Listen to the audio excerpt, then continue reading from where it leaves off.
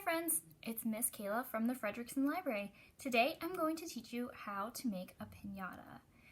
You will need a few supplies, some water, a 1/4 cup and 1/2 cup measuring cup, some tape, balloons, newspaper cut into strips, an empty bowl, flour, and I also have a fork for mixing my flour and water together, but you can use a spoon or whatever works for you. This project is very messy. Your hands are gonna get messy. Anything you touch is gonna get messy. So make sure you cover your working space with something like newspaper or wax paper. I prefer wax paper because the pinata is not going to stick to it like it will if you just put newspaper down. So before I get started, I need to decide what I'm going to make with what kind of pinata I'm going to make. So I want to make an animal because I think that would be fun, and I can make an animal with 2 balloons.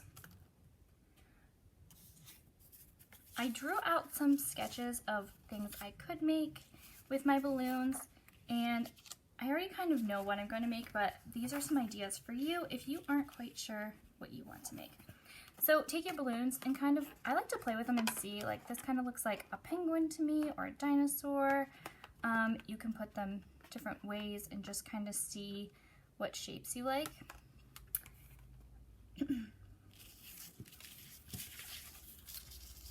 I am using water balloons for my balloons today because they're smaller and I didn't want to use big balloons and have the video be super long.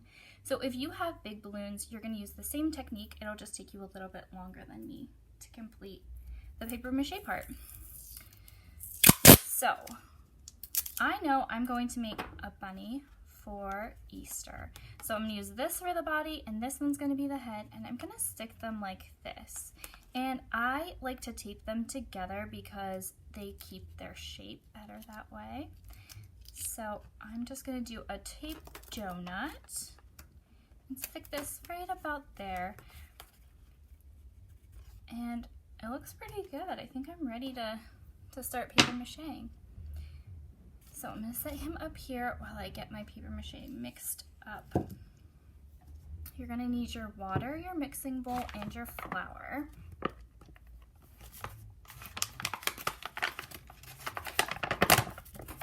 So I'm going to take my 1/2 cup and put 1 scoop of flour in my bowl. It doesn't have to be exactly a whole cup. I usually just play with the measurements until it gets to a good consistency, but it's about a 1/2 cup and a 1/4 cup of water. So I'm going to stop right there and mix this together and see if I need more of one of my ingredients. You want it to be a little bit thick, not this thick. So I'm going to need more water.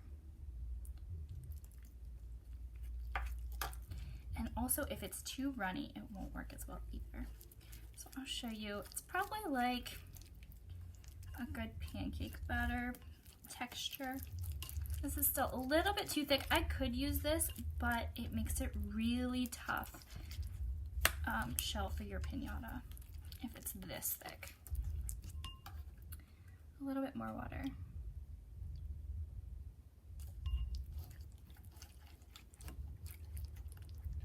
I'm using a fork because that helps break up the flour pieces too.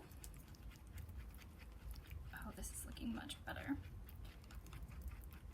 It's okay if there are a few lumps because we're gonna decorate it a different time. And if there are some lumps, we can just cover it with our paper. So it drips a little bit like that. That's how you know that it's pretty good texture. And I just have a plate for my messy fork. Alright, since I have a small working space, I'm gonna move my things out of the way. Alright, so to do the paper mache, you're going to need strips of newspaper like this, and I just dip one side in, and I keep one side dry so that I have a place to hold. I always get so messy when I make pinatas. I usually have paper mache up my arm and always find some in my hair. So this just helps me to not get as messy right away. And then I just kind of go for it. Stick your newspaper on your balloon, and what you want to do is try to get it to make the shape of the balloon. There's going to be some creases that you're not going to be able to get out completely smooth, but that's okay, because when we cover it with construction paper, you won't see those things. Just smooth it the best you can so that you can see the shape that you are trying to make.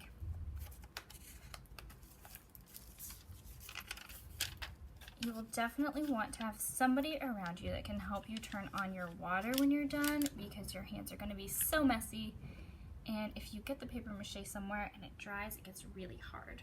So you don't want to have your sink handle all crusty with the paper mache.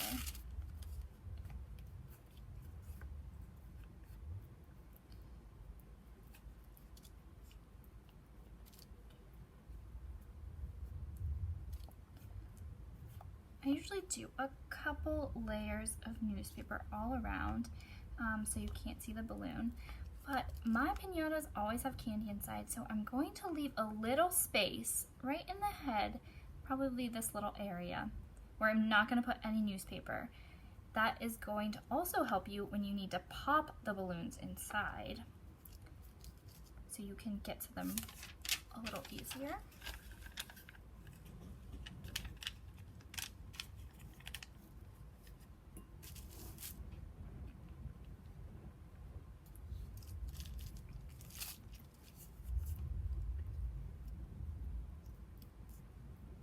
It's okay if some of the paper mache gets on the outside of the newspaper.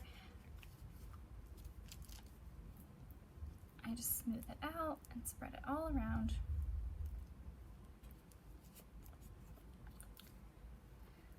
I am completing this project in 2 days because it needs a long time to dry. We are covering the balloons with newspaper, and it's basically a homemade glue, but it's called paper mache. And you want to make sure it's nice and dry, because when you pop the balloons, there could still be areas that are wet on the inside. So I like to let my paper mache projects dry for at least 2 days. But you can always test it out after the first day and see if you can feel any areas that feel wet still.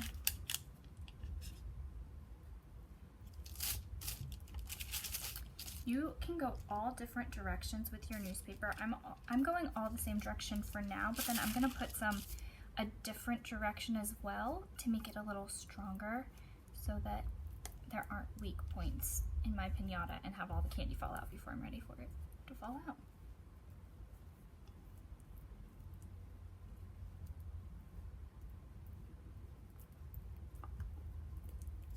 Alright, and I just have this area left that I didn't cover, and then I'm just going to go around and wrap with in a different direction. I'm almost out of my flour water mixture, but that's okay, because I can make more.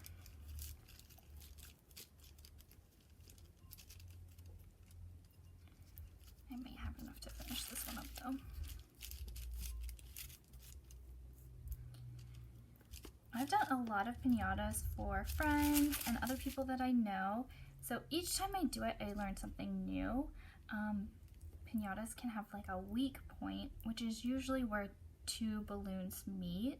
So I always like to make sure my neck area, or where the 2 balloons meet, have a lot of paper mache so they don't fall apart, and so the head doesn't tip over or something crazy like that.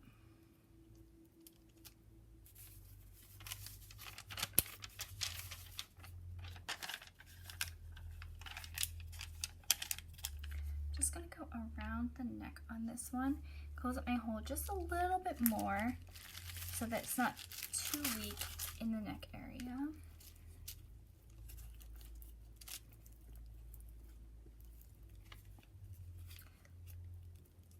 I always think these look a little crazy before you get them decorated. Sometimes it's hard to see what you're really trying to make, but I think this is looking like a bunny. I think his little nose is going to be there, and this is going to be his back leg.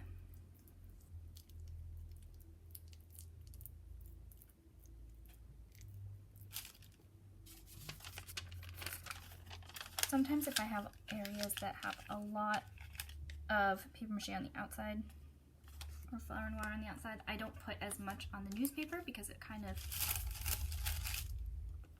can stick to that area without much more of my mixture.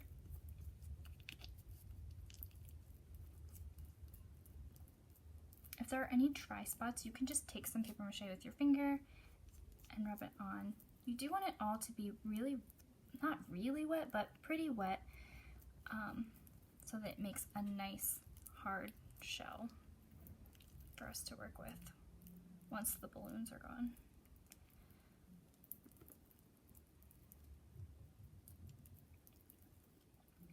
So when you do paper mache, you are just making the shape that the balloons are, but then we're going to take away the balloons and the shape's going to be hard and still there for us to decorate. All right, I am pretty happy with this for today. I'm going to leave it on my wax paper to dry overnight. Throughout the day, I might come back and check on it, and I'll do this and flip it so that this side that was touching the wax paper has a chance to get some air to it, and it will dry. And then I'll check on it tomorrow and see if I need to turn it some more or if it will be ready to decorate. So I look forward to seeing you when our piñatas are dry.